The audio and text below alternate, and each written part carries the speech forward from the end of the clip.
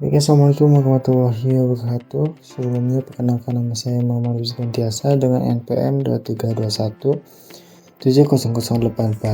Nah, pada kesempatan kali ini saya akan memberikan suatu video tutorial mengenai salah satu teknik analisis dalam statistika, yaitu mengenai inferensial yang non-parametrik. Nah, pada kesempatan kali ini saya akan membahas sekilas terlebih dahulu mengenai apa itu statistika inferensial non-parametrik ini.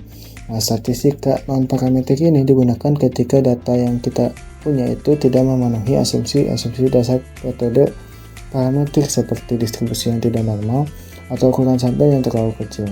Dan juga pendekatan ini itu merupakan satu pendekatan yang fleksibel karena tidak memerlukan parameter seperti halnya non-parametrik, sehingga dapat menjadi alternatif yang tepat dalam analisis data nyata yang sering tidak ideal. Nah, kapan kita menggunakan statistika non-parametrik ini? Yaitu ketika data kita itu tidak berdistribusi normal, dan juga ketika jumlah sampel kecil dan data tidak memenuhi asumsi parametrik. Nah, dalam SPSS menyediakan menu khusus untuk perhitungan statistika non-parametrik ini, di mana ada berbagai metode non-parametrik yang dapat kita gunakan. Yang pertama itu ketika dua sampel tidak berhubungan atau two independent sample. Kemudian juga yang kedua ada dua sampel yang saling berhubungan atau two dependent sample, dan yang ketiga itu beberapa sampel yang berhubungan atau several dependent sample. Kemudian yang terakhir itu yang keempat ada beberapa sampel yang tidak berhubungan atau several independent sample. Nah, pada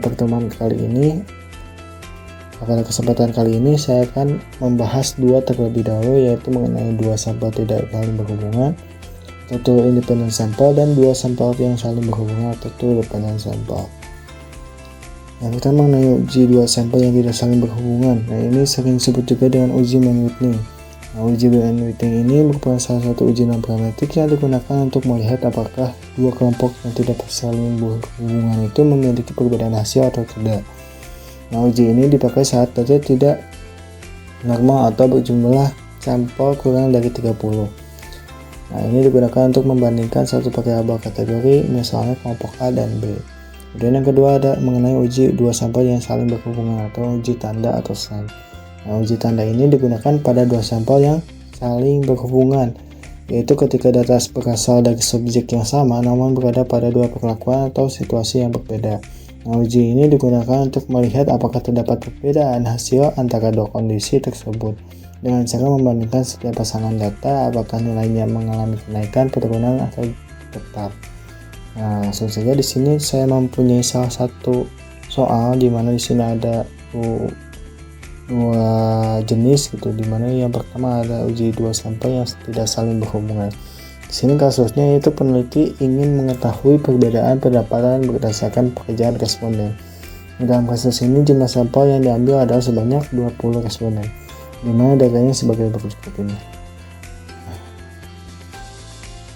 Oke, di sini ada pendapatan per bulan dalam ribu dan juga pekerjaan. Kita dapat buka langsung pada SPSS-nya, kemudian masuk pada variable view. Nah, di variable view ini kita masukkan inisial saja, yang tadi ada pendapatan terlebih dahulu, boleh PD aja gitu. Kemudian yang pada kedua ini ada pekerjaan, boleh kita singkat menjadi PK. Dan untuk tipenya pada kedua kolom ini boleh numerik saja. Kemudian ada desimal ini kita nolkan saja. Untuk labelnya kita perjelas di sini pendapatan. Kemudian yang kedua itu menjadi pekerjaannya. Untuk values pada pendapatan kita kosongkan, sementara pada pekerjaan kita masukkan values, di mana tadi di sini valuesnya yang pertama ada guru dan juga petani, hanya ada dua pekerjaan. Jadi di sini kita valuesnya boleh masukkan dua saja. Yang pertama ada guru dan yang kedua ada petani. Oke. Nah, untuk memasukkan data, untuk menginput data pada pendapatan kita boleh copy saja dari sini. Kita blok lalu copy, lalu kita masukkan ke yang PD. Kemudian yang PK, untuk PK kita pastikan variabel nonaktifkan terlebih dahulu. Kemudian untuk PK nya di sini kita sesuaikan dengan angka tadi gitu, dimana untuk guru itu nomor 1 dan untuk petani nomor 2. Oke, kita sini masukkan terlebih dahulu untuk guru tadi nomor 1 dan untuk petani nomor 2.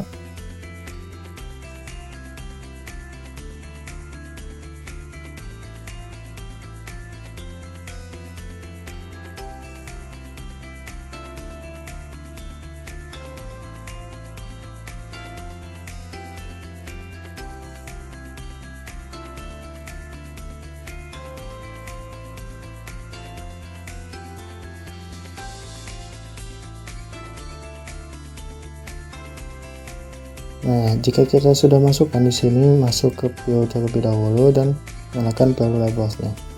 Ini pastikan sudah sama dengan soal yang tadi.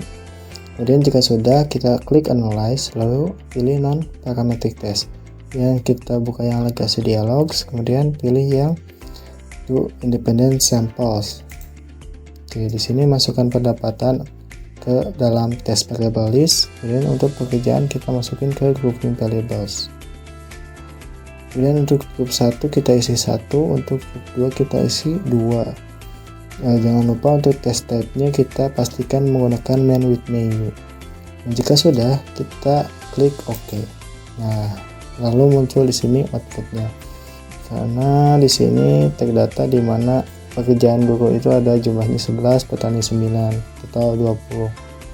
Nah, kemudian juga di sini ada tes statistiknya di mana kita dapat mengambil keputusan, di mana pengambilan keputusan didasarkan kepada jika nilai sig-nya kurang dari 0,05 maka HO-nya ditolak sementara HA diterima, dan jika SIG-nya kurang lebih dari 0,05 maka HO yang diterima dan HA yang ditolak. Nah, di sini kita lihat SIG-nya 0. Artinya di sini HO ditolak dan HA diterima. Artinya pada pendapatan di sini ada perbedaan pada pekerjaan baik itu guru maupun petani.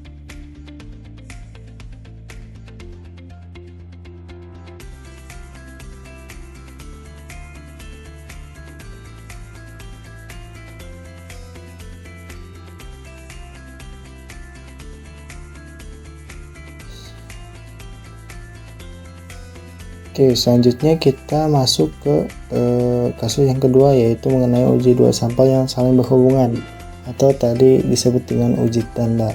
Nah, di sini kasusnya itu seorang guru ingin mengetahui apakah terdapat perbedaan nilai latihan siswa ketika menggunakan dua metode belajar. Yang pertama itu metode pembelajaran yang ceramah, kemudian yang kedua itu menggunakan metode belajar berbasis diskusi kelompok. Nah, ini datanya di mana metode ceramah di sini nilainya sudah ada gitu. Kemudian juga untuk metode diskusi kelompok di sini bawahnya sudah ada nilai itu. Untuk jumlahnya ada 15. Nah, kita langsung masukkan aja ke sini. Untuk variabelnya tadi di sini boleh metode ceramah kita singkat ceramah ini aja gitu. Kemudian untuk diskusi kita singkat menjadi data. Kita untuk labelnya ceramah. Ini yang kedua diskusi. Desimalnya kita nolkan aja, kemudian juga desimal yang bawah juga 0. Untuk values kita tidak harus memasukkan karena di sini tidak ada pilihan. Nah, untuk di sini untuk menginput data kita boleh mengcopy-nya gitu. Kemudian di sini kita blok lagi seperti halnya tadi. Masukkan ke metode yang ceramah. Kemudian begitu juga dengan yang metode yang diskusi, kita nilainya boleh kita blok terlebih dahulu, lalu copy masukkan ke sini. Oke, jika